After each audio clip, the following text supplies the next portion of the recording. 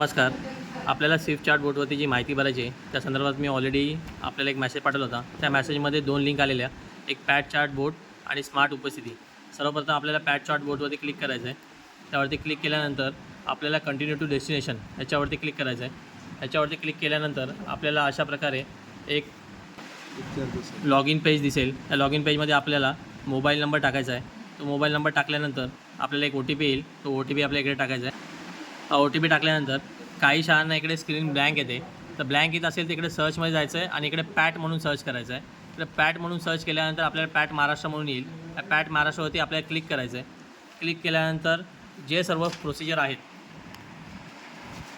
ते सर्व ओके करत जायचं आहे.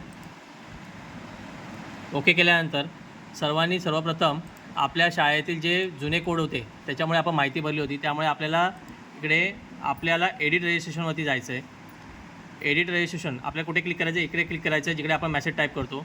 एडिट रजिस्ट्रेशन क्लिक केल्यानंतर आपण इकडे ही माहिती आपल्याला दिसेल, ती आपली जर बरोबर असेल तिकडे यस करायचं आहे. यस केल्यानंतर आपल्याला आपल्या शाळेचा कोड विचारला जाईल. तो कोड आपल्या इकडे टाकायचा आहे. हे कोड टाकल्यानंतर आपण एंटर करणार आहोत. तर एंटर केल्यानंतर ही माहिती जर बरोबर असेल आपल्या शाळेची तर आपण इकडे yes this is correct information. त्यानंतर आपल्याला टीचर कोड टाकायचा आहे. तो टीचर कोड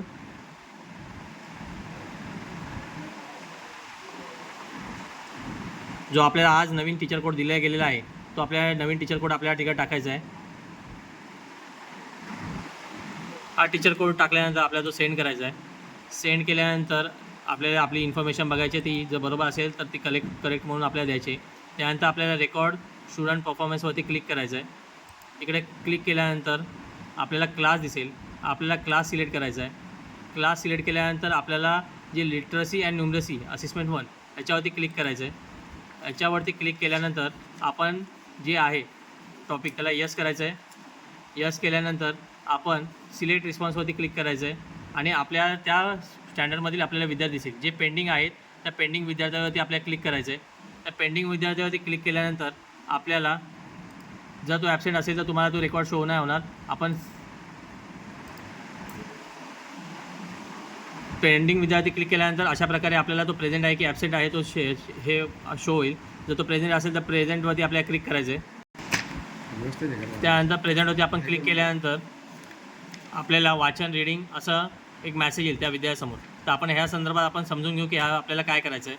आपल्याला जो GR पाठवला होता 5 मार्चचा, त्या 5 मार्चच्या GRमध्ये पेज नंबर 9, 10 आणि 11 ह्या पेजवरती त्या संदर्भातील सर्व स्तर आपल्याला दिलेले आहेत. त्या स्तरापैकी आपल्याला तो विद्यार्थी कोणत्या स्तरामध्ये आहे तो आपल्याला सिलेक्ट करायचा आहे. आपल्याला तिकडे वेगवेगळे स्तर आहेत. त्या वेगवेगळ्या स्तराचे नंबर आपल्याला तिकडे क्रमांक तिकडे टाकायचा आहे. तिकडे आपल्याला त्याच्याबद्दल बाकी कुठलीही माहिती तिकडे अपडेट करायची नाही. तर आता वाचन स्तरामध्ये कोणत्या स्तरावरती असेल तो स्तराचा नंबर आपल्याला टाकायचा आहे. आता आपल्याला आम्ही स्तर दाखवते कोणते कोणते आहेत ते. हे आहेत वाचन स्तर. हे वाचन स्तर 1 ते 14 पैकी हे कुठल्या आपला जो विद्यार्थी आपण आता सिलेक्ट केला आहे त्यापैकी हा कोणत्या स्तरामध्ये आहे. तो पहिला स्तर, दुसरा स्तर, तिसरा स्तर असे एकूण 14 स्तर आहेत.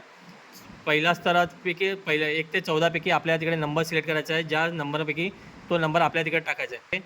त्याचप्रकारे आपल्याला लेखनचे 1 ते 16 स्तर आहेत. तो विद्यार्थी 1 ते 16 स्तरामध्ये कोणत्या स्तरामध्ये आहेत त्या स्तराचा आपल्याला क्रमांक टाकायचा आहे. त्याचप्रकारे संख्याज्ञानचे 1 ते 11 स्तर आहेत. ते 1 ते 11 स्तरापैकी तो विद्यार्थी कोणत्या स्तरामध्ये आहेत त्या स्तराचा आपल्याला नंबर टाकायचा आहे. त्यानंतर संख्यांवरील क्रिया ह्यामधील 1 ते 13 तो विद्यार्थी 1 ते 13 स्तरापैकी कोणत्या स्तरावरती आहे ते स्तर आपल्याला तिकडे नमूद करायचे. आता ते कसे नमूद करायचे आपण आता ऑनलाईन बघूया. हा विद्यार्थी अंश मोर्या हा वाचन स्तरामध्ये 10व्या स्तरावरती आहे. तर आपण तिकडे 10 नंबर टाकणार आहोत आणि तो सेंड करणार आहोत. त्यानंतर लेखन स्तरावरती हा विद्यार्थी 11व्या स्तरावरती आहे. त्यामुळे त्याला 11वा स्तर आपण सिलेक्ट करतो आणि सेंड करतो आहे. त्यानंतर संख्याज्ञान हा विद्यार्थी 10व्या स्तरावरती आहे संख्याज्ञानवरती. त्यामुळे आपण याला 10वा स्तर सिलेक्ट करतो आहे आणि ही माहिती आपण सेंड करतो आहे. त्यानंतर संख्याज्ञानवरील क्रिया ह्यावरती हा विद्यार्थी 9व्या स्तरावरती आहे. त्यामुळे 9व्या स्तर आपण सिलेक्ट करतो आहे आणि हा सेंड करतो आहे. अशा प्रकारे एका विद्यार्थ्याची माहिती आपण भरून झाल्यानंतर परत आपल्याला दुसऱ्या विद्यार्थ्याची जेव्हा माहिती भरायची आहे तेव्हा record performance of another student ह्यावरती क्लिक करायचं आहे आणि त्यानंतर आपल्याला सिलेक्ट रिस्पॉन्स करून परत त्याच प्रकारे जो पेंडिंग विद्यार्थी आहे त्या पेंडिंग विद्यार्थ्याला सिलेक्ट करून हीच प्रोसेस पूर्ण करून आपल्याला सर्व माहिती सर्व विद्यार्थ्यांची आपल्या शाळेची भरून घ्यायची. धन्यवाद.